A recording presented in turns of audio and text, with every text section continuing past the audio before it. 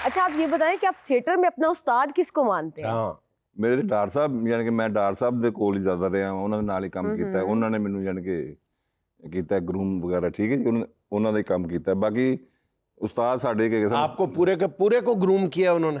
नहीं जी, गोडियां तक। तो नाक की ग्रूमिंग पे आगे भूल गए थे क्योंकि कोई काम याद आ गया नहीं बस वैसे उस्ताद फखरी अहमद साहब ਸਾਡੇ ਉਸਤਾਦ ਸਾਰੇ ਆ। अच्छा सबके उस्ताद, ਸਭ ਦੇ ਉਸਤਾਦ ਹੋਈ ਸਨ। ਉਹ ਉਦੋਂ ਸਾਨੂੰ ਸੁਹੇਲ ਭਾਈ ਕੇ ਉਸਤਾਦ ਵੀ ਲਿਫਟ ਹੀ ਸਾਨੂੰ ਉਹ ਕਰਾਉਂਦੇ ਸਨ, ਹੋਰ ਕੋਈ ਸਾਨੂੰ ਮਿਲਦੇ ਹੀ ਨਹੀਂ ਸੀ। ਸਾਨੂੰ ਉਹ ਹੀ ਲਿਫਟ ਕਰਾਉਂਦੇ ਸਨ। ਮਸਤਾਨਾ ਸਾਹਿਬ ਸਨ। अच्छा मस्ताना साहब के साथ आपकी बड़ी दोस्ती थी, आप इकट्ठे रहते भी थे? जी जी, एक ही कमरे में। तो किराया वो देते थे आप देते थे? ਮਸਤਾਨਾ ਸਾਹਿਬ ਹੀ ਖਰਚਾ ਸਾਰਾ ਮਸਤਾਨਾ ਸਾਹਿਬ, ਬੱਬੂ ਸਾਹਿਬ, ਮੈਂ, अच्छा ਅਸੀਂ ਤਿੰਨੋਂ ਇਕੱਠੇ ਰਹਿੰਦੇ ਸਾਂ एक ही कमरे में? एक ही कमरे। किस जगह पे? सांदे।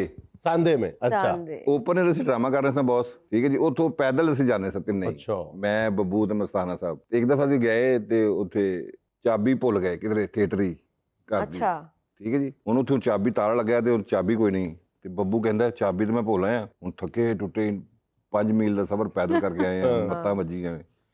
ਮੈਂ ਤਾਂ ਖੈਰ ਪਤਲਾ ਜਿਹਾ ਸਾਂ, ਮੈਂ ਨਾ ਇੰਝ ਕੰਨ ਟੱਪ ਕੇ ਚੜ ਗਿਆ ਉੱਤੇ, ਮੈਂ ਅੰਦਰ ਵੜ ਗਿਆ। ਇਹਨਾਂ ਕੋ ਚੜਿਆ ਨਾ ਗਿਆ, ਇਹ ਹੋਰ ਟਰਾਈਬ ਸਨ। ਇਹਨ ਬੱਬੂ ਨੇ ਫੜਨਾ ਇੱਟ ਫੜ ਕੇ ਤਾਲੇ ਨੂੰ ਉਹਨਾਂ ਨੇ ਮਾਰਨੀ ਸ਼ੁਰੂ ਕਰਤੀ। ਉਹ ਰਾਤ ਦੇ 3 ਵਜੇ ਹੁਣ ਇੱਕ ਬੂਹਾ ਟੁੱਟ ਰਿਹਾ ਹੈ ਮਹੱਲੇ 'ਚ, ਸਾਰਾ ਮਹੱਲਾ ਉੱਠ ਬੈਠਾ। ਅੱਧੇ ਘੰਟੇ ਬਾਅਦ ਸਾਰੇ ਅਸੀਂ ਸਮਾਨ ਚੁੱਕ ਕੇ ਖੋਤੀ ਰੇੜੀ ਦੇ ਬਾਗ ਵਾਪਸ ਜਾਣ ਦੇ। ਉਹਨਾਂ ਨੇ ਸਾਨੂੰ ਸਾਰਿਆਂ ਨੂੰ ਕੱਢਦਾ, ਤਿੰਨਾਂ ਨੂੰ, ਬੱਬੂ ਨੂੰ, ਮੈਨੂੰ, ਮਸਤਾਨੇ ਨੂੰ, ਸਾਨੂੰ ਕੱਢਦਾ ਮਹੱਲੇਦਾਰਾਂ ਨੇ।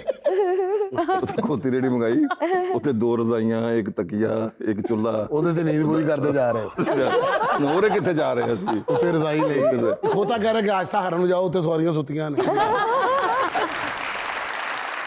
अच्छा ये बताएं कि आप एक बाईपास करवा चुके हैं, ठीक है, और डॉक्टर्स कहते हैं कि दूसरा बाईपास भी आपने करवाना है। हाँ जी, हाँ ठीक है, ड्यू है आपका बाईपास।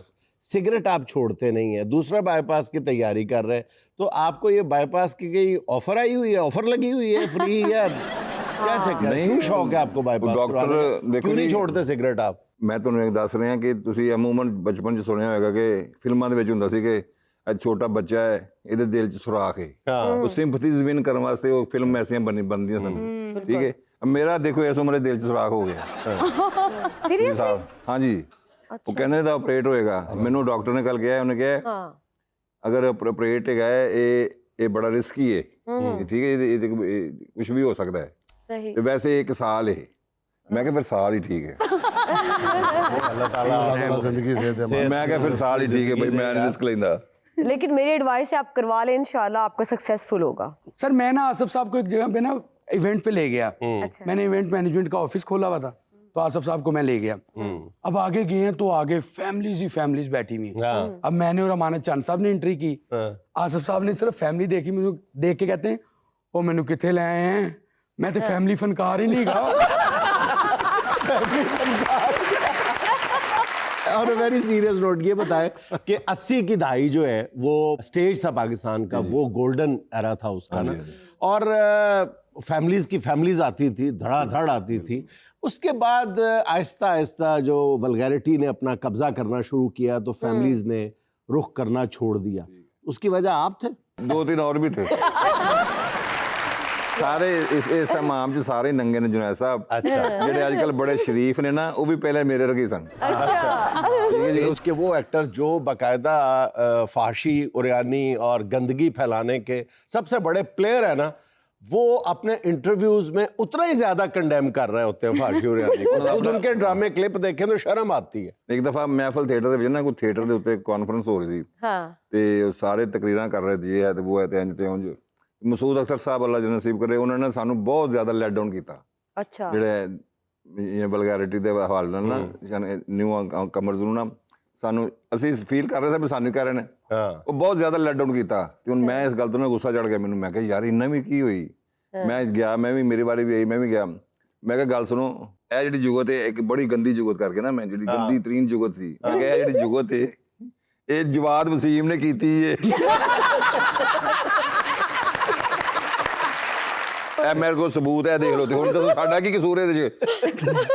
खिंच के गुस्से से नहीं देखे ना, उन्होंने एक पोल आध- खोलते मैं नहीं आसिफ साहब देखे, एक आध बार स्लिप ऑफ टंग या चले heat of the moment, spur of the moment मुंह से निकल जाती है, लेकिन बहरहाल ये तो नहीं कहा जा सकता ना कि बाज लोग इसके आदी होते हैं और वो इसके जिम्मेदार तो होते हैं। एक आध जुगत और हर दफा की जुगत, इन दोनों में जमीन आसमान का फर्क है। नहीं वो एक आध बार ਦੀ ਗੱਲ ਨਹੀਂ ਕੀਤੀ, ਉਹ ਹਰ ਰੂਟੀਨ ਵਰਕ ਸੀ, ਹਰ ਡਰਾਮੇ 'ਚ ਹੁੰਦੀ ਸੀ ਉਹ ਗੱਲ, ਉਹ ਇੱਕ ਆधी ਵਾਰੀ ਦੀ ਗੱਲ ਨਹੀਂ ਮੈਂ ਕਰ ਰਿਹਾ ਸੀ। आप ये बताएं आसिफ भाई कि क्या फोहश जुगत या वाहियात किस्म की जुगत करके हंसाना जो है वो इतना आसान है और साफ जुगत से हंसाना बहुत मुश्किल हो नहीं गया? नहीं नहीं नहीं ये तो गल ही नहीं है। ਇਹ ਨਹੀਂ नहीं आप बताएं ना, आप इसमें आपकी जाती राय क्या है? ਮੇਰੀ ਜ਼ਾਤੀ ਰਾਏ ਇਹ ਵੇ ਕਿ ਜਿਹੜੀ ਸਿਚੁਏਸ਼ਨ ਹੈ ਨਾ, ਸਿਚੁਏਸ਼ਨ हाँ ਅਗਰ ਤੁਹਾਡਾ ਕੋਈ ਡਰਾਮਾ ਅੱਛਾ ਹੈ ਨਾ, ਮਿਸਾਲ ਤੌਰ ਤੇ ਸਕ੍ਰਿਪਟ ਅੱਛਾ ਹੈ ਜਾਂ ਉਹਦੇ ਵਿੱਚ ਸਿਚੁਏਸ਼ਨ ਅੱਛੀ ਹੈ, ਤੇ ਫਿਰ ਤੁਹਾਨੂੰ ਗੰਦੀ ਗੱਲ ਦੀ ਜ਼ਰੂਰਤ ਹੀ ਨਹੀਂ ਪਏਗੀ। नहीं पड़ेगी। ਉਹ ਆਟੋਮੈਟਿਕਲੀ ਇਸ ਡਰਾਮਾ ਉਹ ਸਿਚੁਏਸ਼ਨ ਤੁਹਾਨੂੰ ਹਸਾਉਂਦੀ ਜਾਏਗੀ। ਤੇ ਜੇ ਉਹ ਸਕ੍ਰਿਪਟ ਨਹੀਂ ਅੱਛਾ, ਮਟੀਰੀਅਲ ਨਹੀਂ ਅੱਛਾ, ਤੇ ਫਿਰ ਤੁਹਾਨੂੰ ਇਹਦੀ ਡੈਫੀਨਿਟ ਲੋੜ ਪਏਗੀ। ਹੁਣ ਤੁਸੀਂ ਆਪ ਸਿਆਣੇ ਹੋ, ਤੁਸੀਂ ਹਿਸਾਬ ਲਾ ਲਓ ਸਕ੍ਰਿਪਟ ਕਿੰਨੇ ਕੋ ਅੱਛੇ ਹੁੰਦੇ ਸਾਡੇ ਕੋਲ।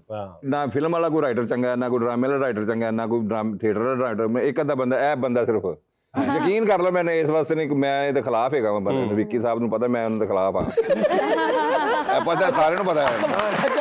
आप सारों के आप हक में किसके? ਨਹੀਂ ਵਿੱਕੀ ਸਾਹਿਬ ਨੂੰ ਆਈਡੀਆ ਇਸ ਗੱਲ ਦਾ ਕਿ ਮੈਂ ਕੋਈ ਇਹਨਾਂ ਦੇ ਹੱਕ 'ਚ ਨਹੀਂ ਏਡਾ ਹੈਗਾ, ਕੋਈ ਮੈਂ ਇਹਨਾਂ ਦੇ ਖਿਲਾਫ ਗੱਲਾਂ ਕਰਦਾ ਰਹਿਣਾ, ਠੀਕ ਹੈ ਜੀ। हाँ जी, हाँ जी। ਲੇਕਿਨ ਇਹ ਗੱਲ ਜੈਨੂਇਨ ਹੈ ਕਿ ਬਈ ਇਹ ਬੰਦਾ ਇਸ ਲਈ ਐਸਾ He's a good ਹੈ writer. ਜਿਹੜਾ ਜਾਣੀ ਕਿ ਉਹ ਇਸ ਕੰਮ ਤੇ ਪੂਰਾ ਉਤਰਦਾ ਔਰ ਇਹਨੂੰ ਬਚਾਉਣਾ ਚਾਹੀਦਾ ਹੈ। ਸਰ ਮੈਂ ਇਸ ਬਾਤ ਦਾ ਗਵਾਹ ਹੂੰ। ਮੈਂ ਇਹਨਾਂ ਦਾ ਨਾ ਇੰਟਰਵਿਊ ਲੈਣ ਗਿਆ, ਮੈਂ ਕਿਹਾ ਤੁਹਾਡੇ ਕੋਲ ਇੱਕ ਲਾਈਫ ਜੈਕਟ ਹੈ, ਦੋ ਬੰਦੇ ਨੇ ਕਸ਼ਤੀ 'ਚ, ਤੁਸੀਂ ਲਾਈਫ ਜੈਕਟ ਕਿਹਨੂੰ ਦਿਓਗੇ? ਨਸੀਮ ਵਿੱਕੀ ਨੂੰ ਜਾਂ ਇਫਤਖਾਰ ਠਾਕਰ ਨੂੰ? ਧੱਕਾ ਕਿਹਨੂੰ ਦਿਓਗੇ? ਕਹਿੰਦਾ ਮੈਂ ਨਸੀਮ ਵਿੱਕੀ ਨੂੰ ਧੱਕਾ ਦੇ। ਲਾਈਫ जैकेट में ठाकर साहब ने नहीं नहीं कोई गल नहीं, इनको धक्का इसलिए दिया था समंदर में ताकि वो समंदर की गंदगी साफ कर सके। है ना? उसे भी थिएटर लगा। अच्छा, आपने कभी कोई ऐसे स्टेज पे बात की हो कि आपके किसी टीचर ने, प्रिंसिपल ने कहा है कि कीता ही? मैं उन्होंने मिलना ही छੱਡ ਦਿੱਤਾ। ਮੈਂ ਤਾਂ ਬਾਰੇ ਕਿਹਾ ਸੀ, ਮੈਂ ਕਿਹਾ ਦੁਨੀਆ ਦਾ ਪਹਿਲਾ ਬੰਦਾ ਜਿਹੜਾ ਨਲਾਇਕ ਹੋ ਕੇ ਜ਼ਿੰਦਗੀ ਗੁਜ਼ਾਰ ਰਿਹਾ। ਉਹਨੂੰ ਪਤਾ ਸੀ ਗ੍ਰੈਜੂਏਸ਼ਨ 'ਚ ਇੰਨੇ ਪੈਸੇ ਨਹੀਂ ਆਣੇ ਜਿੰਨੇ ਨਲਾਇਕੀ ਨਾ ਆਣੇ। कोई ऐसी आपकी जुगत जो आपको बहुत पसंद हो, ਜੁਗਤ आपकी खुद की फेवरेट? ਇਹ ਵਿੱਕੀ ਸਾਹਿਬ ਨੂੰ ਮੈਂ ਕੀਤੀ, ਪਤਾ ਨਹੀਂ ਕਿਹੜੀ ਗੱਲ ਕੇ, ਤੇ ਇਹਨਾਂ ਦੇ ਤੰਦੂਰ ਸੀ, अच्छा ਇਹ ਡਾਕਟਰ ਬਣ ਗਏ, हाँ ਤੇ ਉਹਨੂੰ ਕਹਿੰਦੇ ਨੇ ਦਵਾਈਆਂ ਨੂੰ ਘਿਓ ਲਾ ਦਿਆਂ।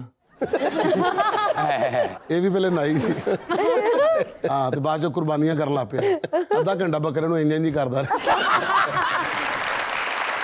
अच्छा आसिफ भाई ये बताएं कि गालिबन 1991-92 का दौर होगा जी, जी। जब अफजाल अहमद साहब ने प्राइवेट थिएटर तमासील की तामीर शुरू की और आप उनके इब्तदाई साथियों में से थे। जी, बिल्कुल। आपने 1-2 साल पहले ही उनका साथ देना शुरू कर दिया था इस बड़े काम में, जी, बिल्कुल। और कहा जाता है कि वो एक टर्निंग पॉइंट साबित हो सकता था। बिल्कुल है। तो उस काम में आपका कितना नाक था, सॉरी हाथ था?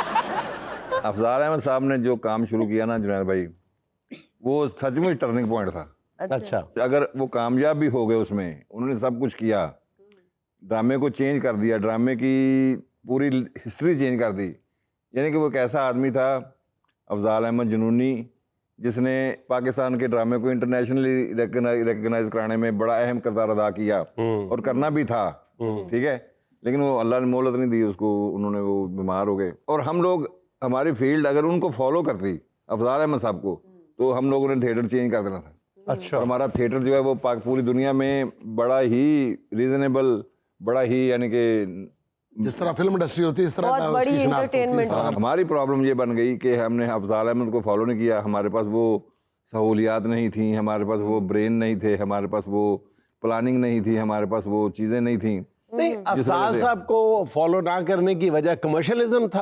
हालांकि उनका जो ड्रामा था, अफजाल साहब का जो अपना ड्रामा था, वो कमर्शियली भी बहुत वायबल था, बड़ा पॉपुलर थे जितने भी ड्रामे थे। यही तो बात कर रहा हूँ कि उन्होंने कमर्शियलिज्म को मद्देनजर रख के उसको मॉडर्न किया मॉडर्न किया ना। है। अब ये जो मॉडर्न करना है ना, इसमें किसी और डायरेक्टर ने या राइटर ने जो मॉडर्न किया वो लोकल फैसिलिटीज के हवाले से किया, अच्छा, उसमें वो उतनी चेंज नहीं आती। अच्छा, उन्होंने यानी कि मैं ड्रामा कर रहा हूँ तमसील में, मैं साथ हूँ, तो एक आदमी जो है वो न्यूजीलैंड से आया हुआ है, एक जो ऑस्ट्रेलिया से आया हुआ है, और एक हांगकांग से आया हुआ है। ये 3 बंदे उधर अपना सिस्टम सेट करने के लिए आए हुए थे। लाइट्स, लाइट्स, जितने भी ये वो, ठीक है। या क्लैप फॉर अफजाल साहब। यस, यस इंडिया गए हैं अफजाल साहब, अब इंडिया जाकर उन्होंने एक थिएटर देखा है, ड्रामा देखा कोई, तो उनको इतना पसंद है, उन्होंने यहाँ से 4 बंदे बुलाए हैं, एम शरीफ साहब, सरदार कमाल साहब, इरफान खूसर साहब, 4 बंदे स्पेशल वीजे लगवा के पाकिस्तान से इंडिया बुलवा के उनको ड्रामा दिखाया है। वाओ, क्या ये बात, ड्रामा देखो, ये ड्रामा हमने जाके लाहौर करना है। अब ये देख रहे अप्रोच देख रहे हैं उनकी। बड़ी बात। मुझे लेनी है एक छोटी सी कमर्शियल ब्रेक। हमारे